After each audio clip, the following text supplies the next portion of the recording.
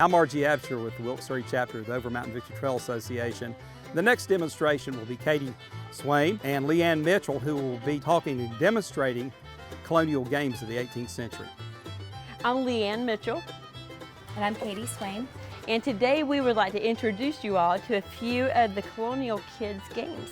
And some of the games can be played by grown-ups too, but I think you're going to like all this. This is called a what? A whimmy-diddle. And it's just a stick that's got little carved grooves. And you put pressure on these grooves with this stick and watch what happens on the end of it.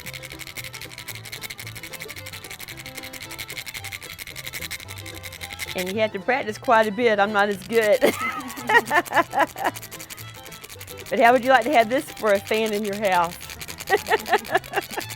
Okay, Katiey, show them the ball and cup. Okay. And this is the ball and cup, and it also takes lots of practice. Ah! Yay! That was perfect. It was. You take after your mama. I know. What game does this look like now? It looks like checkers that you would have at your house, but a long time ago they called this the game of drafts. And this could be played at home. And also too, they had public meeting houses called pubs. And you would meet and play games or have meetings or have supper by yourself or with your family. But this was a very popular game and still is now. And you got different colored men. I know you know how to play this probably from being at home.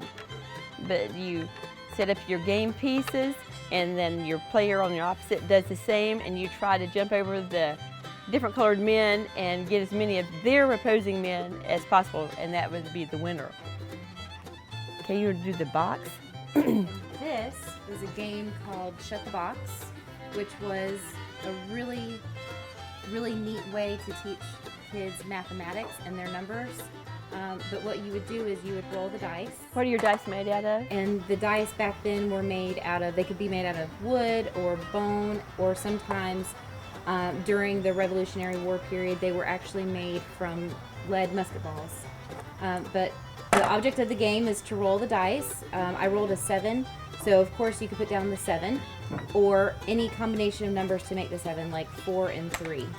And then the object of the game is to get all of these shut so you can shut the box after multiple times of rolling the dice. And this is a slate, and these little white things are soapstone. And children during this time did not have a lot of paper. So they would use the soapstone and the slate to do their writing. This would help them practice their penmanship. It would also be used as a math board that you could learn how to do your math. And it erases easily, so this could be used over and over. And just like at home now, if you have to go out somewhere, you could write a note to your folks, or they could write a note to you to slop the hogs, or you could tell them, I'm hungry, please cook me something. But a piece of slate and a piece of soapstone were not hard to come by, and they were really valuable to the colonial people. And also there was the game of hoops, where they would take the hoops and run with them and hit it along with the stick that is flattened on one edge. And I guess they would race each other. I guess they would. And it is not as easy as it may sound. It's not.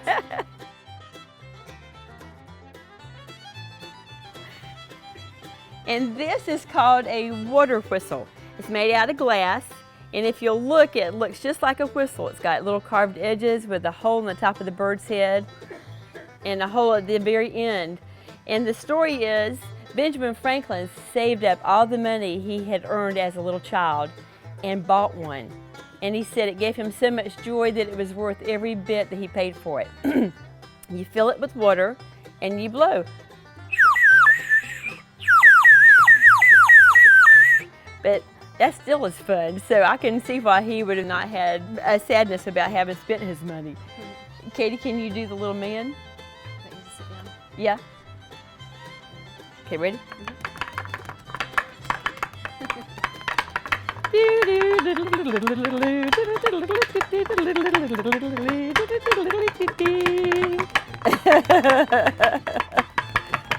I'm trying to get his legs to kick up farther.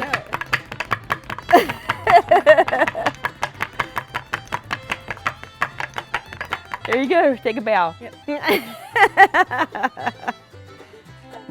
And I think that's it. Of course, cards.